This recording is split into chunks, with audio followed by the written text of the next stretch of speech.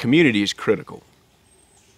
When we think about the way we all grew up as young guys, playing in the backyard with our friends, cowboys and Indians, it started young. We knew life was better that way. And somehow along the way, we play sports in school, and we get to college, and we hang out with our friends, and then we go off and pursue this thing called career. And at some point along the way, we lose sight of the fact that community is critical. We become mercenaries out in the world, and we've lost something in ourselves. I'm fond of the movie Gladiator.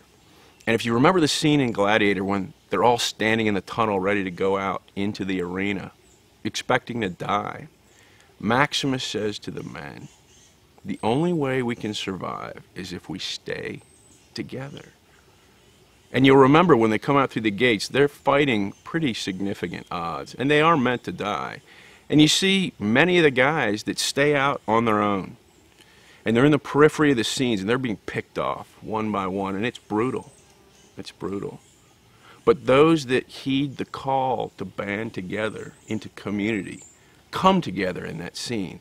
And it's a beautiful picture, because when you see those shields come together as a phalanx, the arrows, the swords, the spears, they don't touch them.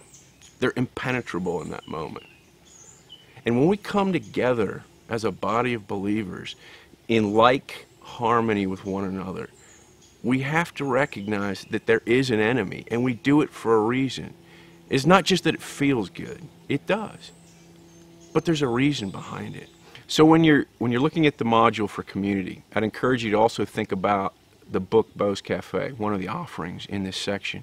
In that book, the mentor, Andy, speaks to his mentoree, Stephen, and at one part he says, nobody ever gets fixed, but we only mature in community. Take that as the essence of what you're teaching these men, so that they can use community as something that builds wholeness in them and in their families and in their spheres of influence.